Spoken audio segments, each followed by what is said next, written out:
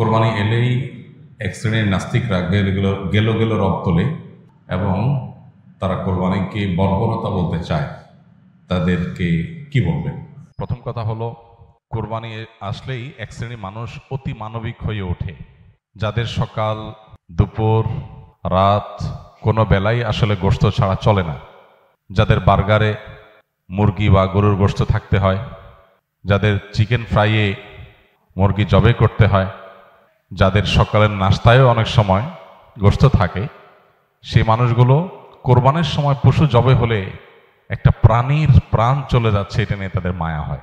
তাদের বার্গার চাবানোর সময় তাদের সে কথাটা মনে হয় না। এই জিনিসটা একেবারেই অনেক পুরাতন। আমাদের দেশে প্রতি বছর কোরবানি আসলে এই জিনিসটা আমাদের চোখে পড়ে। এই মানুষগুলোর জবাব দেওয়ার তো প্রয়োজন হয় না। কোরবানির সমালোচনাকারীরা যখন বার্গার খায় তখন তার বার্গারই তার জবাব দেয়, তারা যখন বিরিয়ানি খায় তখন তার বিরিয়ানির গোশতের টুকরাই তার জবাব দেয়। এই পৃথিবীতে মানবতার ভেগদারি মানুষগুলো বেশিরভাগ ক্ষেত্রে ভণ্ড এবং মুনাফিক এবং প্রতারক। এটা আপনি চোখ কান খুললে দেখতে পাবেন। আমাদের দেশেও দেখবেন অতি সুশীল, অতি মানবতাবাদী, অতি অধিকার কবচানো মানুষগুলো, তারা দেখবেন সবচেয়ে বেশি অমানুষ এবং সবচেয়ে বেশি অমানবিক কার্যক্রমের সমর্থক। আপনি দেখবেন মুসলমানদের রক্ত নিয়ে যদি হোলি খেলা হয় তারপরও তারা চুপ থাকবে, কিন্তু মুসলমান ছাড়া অন্য কারোর পান থেকে চুন খসলেই তারা সেখানে গেলে রব তোলে। তো এই মানুষগুলোর কথাকে বিশেষভাবে আমল দেওয়ার বিশেষ কোনো প্রয়োজন নাই। কোরবানি এটা শুধুমাত্র ইবাদতই না, এর মাধ্যমে শুধুমাত্র আমাদের আল্লাহর সন্তুষ্টি লাভের সুযোগ হয় সেটাই না, এর মাধ্যমে আমাদের আরো বিপুল পরিমাণ উপকারিতা হয়।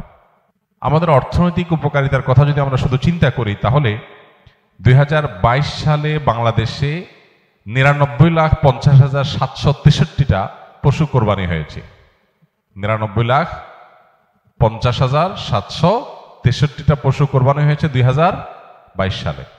2023-এ কোরবানি হয়েছে 1,41,812টা এবং 2024 সালে অর্থাৎ গত বছর কোরবানি হয়েছে 1,04,08,918টা। এই যে 1 কোটির অধিক পশু কোরবানির ঈদের দিন জবে হয় সারা দেশে, এই পশুগুলো একসময় আমরা ভারত থেকে অনেকটাই আমদানি করে তারপরে কোরবানি করতে হতো, বা কোরবানিটা অনেকটা ভারতের আমদানির উপর নির্ভর ছিল। কিন্তু আপনারা জানেন গেল কয়েক বছর ধরে, এমনকি এবছরও আমরা ইতিমধ্যে পত্রপত্রিকা দেখেছি যে আমাদের দেশে 1 কোটি পশু কোরবানি করার জন্য 1 কোটি পশু বাংলাদেশে প্রস্তুত আছে, আমদানির উপর নির্ভর করতে হবে না। এই যে পশু উৎপাদন, এই যে কৃষি বিপ্লব, কোরবানি যদি না থাকতো তাহলে দেশে এই প্রতি কোরবানিতে 1 কোটির অধিক পশু কোরবানি করার জন্য এই পশু উৎপাদন করা, এটা আসলে এদেশে হয়ে উঠতো না। অতএব শুধুমাত্র এই একটা কারণে যারা ব্যক্তিগতভাবে হয়তো ইসলামকে দেখতে পারেন না বা নাস্তিক বা অন্য ধর্মের অনুসারী, তারা আমাদের মতো গরিব দেশের অর্থনৈতিক উন্নতির প্রয়োজনে তারা কোরবানিকে সমর্থন না করার কোনো কারণ থাকতে পারে না। ডয়েচে ভেলের একটা রিপোর্ট কোরবানিকে ঘিরে তারা করেছিল বেশ আগে, সেখানে তারা দেখিয়েছিলেন যে কোরবানিকে ঘিরে, কোরবানির ঈদের এই মৌসুমকে ঘিরে বাংলাদেশে 1 লক্ষ কোটি টাকার লেনদেন হয়। কত টাকা? 1 লক্ষ কোটি টাকা। 1 লক্ষ কোটি টাকার লেনদেন হওয়া, এটা একটা দেশের অর্থনীতির জন্য, মাত্র কয়েকদিনের মধ্যে এই টাকার লেনদেন হওয়া একটা অর্থনীতির জন্য যে কত বিশাল একটা ব্যাপার সেটা বলার অপেক্ষা রাখে না। এদেশের বহু মানুষ গ্রামে গঞ্জে তারা তাদের পুষ্টির যে যোগান, আমিষের যে যোগান, সেটা তারা তাদের উপার্জন দিয়ে সব সময় করতে পারেন না। কোরবানির সময় তারা যে গোশতগুলো পান, এটা দিয়ে সপ্তাহ 10 দিন 20 দিন 1 মাস পর্যন্ত অনেকে তাদের ফ্যামিলির বাচ্চা কাচ্চাদেরকে সাথে নিয়ে একটু একটু করে খেতে পারেন। গর্ভধারণকারিণী মা থেকে নিয়ে শুরু করে একেবারে সর্বস্তরের মানুষের শরীরে বেঁচে থাকার জন্য যে আমিষের প্রয়োজন, সুস্থ থাকার জন্য যে পরিমাণ আমিষের প্রয়োজন, সেটা অনেকে জোগাড় করতে পারেন না। এই কোরবানি সারা দেশের ধনী গরিব সবার বাসায় আমিষের ব্যবস্থা করে। এটা না হলে বহু গরিব মানুষ সারা বছরে তারা আমিষের দেখাও হয়তো অনেকে সেভাবে পেত না। দ্বিতীয়ত, চামড়া শিল্প। গতকালকে সম্ভবত পত্রিকায় দেখেছি যে সম্ভবত বাণিজ্য উপদেষ্টার বরাতে এটা নিউজ হয়েছে যে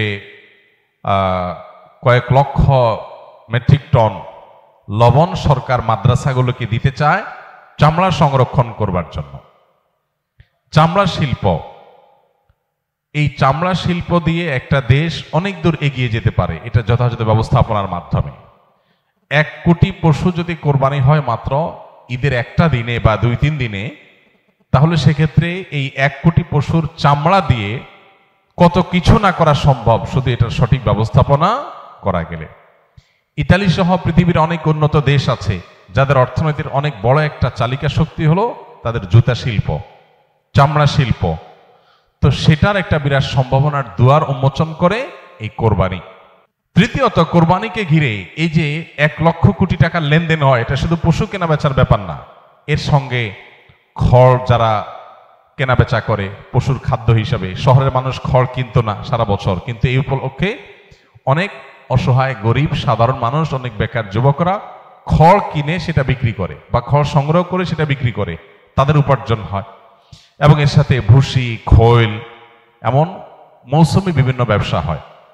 প্রত্যেকটা পাড়া মহল্লাতে ছোট ছোট যুবকরা, বিভিন্ন যুবকরা ছোট ছোট উদ্যোগ নিয়ে ছোট ছোট পরিসরে তারা দেখা যায় যে কয়েকটা পশু কিনে তারা একটা কোরবানির ছোট হাট করছে বা সেটা কেনাবেচা করছে এবং এর ফলশ্রুতিতে তাদের একটা উপার্জনের মাধ্যম হয়ে যাচ্ছে। ঠিক একইভাবে গোশত কাটার জন্য আপনার কামার যারা, এই কামারদের সারা বছরে সবচেয়ে বেশি ব্যবসা হয়, সবচেয়ে বেশি কেনাবেচা হয়, কাজ পায় তারা কোরবানির মৌসুমে।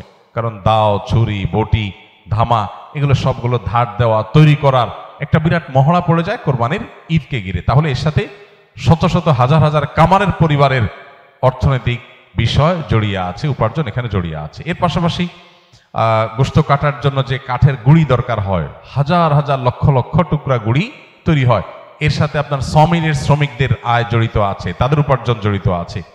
এভাবে যদি আমরা একটু খেয়াল করি তাহলে দেখব যে শত শত হাজারো আইটেমের আপনার উপকারিতা, সুফল এটা কোরবানি থেকে আমরা পাই। অতএব আমরা যদি একটু খেয়াল করে দেখব এইভাবে বহুবিধ উপকারিতা কোরবানির মাধ্যমে আমরা পেয়ে থাকি। বিধায় কোরবানির এই ইবাদতটিকে মুসলমান হিসাবে আমরা এটাকে ইবাদত হিসাবেই দেখব। এর পাশাপাশি ইবাদতের বাইরেও এটা আমাদের জাতীয় অর্থনীতিতে যে কত বড় একটা ভূমিকা রাখে সেটা বোঝার জন্য আসলে খুব বেশি পণ্ডিত হওয়ার প্রয়োজন নেই। একটু চোখ কান খুলে তাকালে আমরা যে কেউই সাদা চোখেও বুঝতে পারবো। অতএব কোরবানির বিরোধিতা করা এটা মূলত জাস্ট মুসলমানদের বিরোধিতা করার যে অন্ধ আপনার প্রবণতা আছে, মুসলমানদের বিরোধিতা করার যে একটা প্রবণতা আছে, সেখান থেকে এটা হয়েছে। এর বাইরে এর পেছনে কোনো যৌক্তিকতা নেই এবং তাদের জবাব আমাদের মনে হয় না যে খুব বেশি দেওয়ার দরকার আছে। অতএব কোরবানির ইবাদত যত বেশি সম্পাদন হবে, যত বেশি এটা বাস্তবায়ন হবে, তত বেশি আমরা অর্থনৈতিকভাবে এগিয়ে যাব, তত বেশি এর সুফল সমাজ ভোগ করতে থাকবে ইনশাআল্লাহ।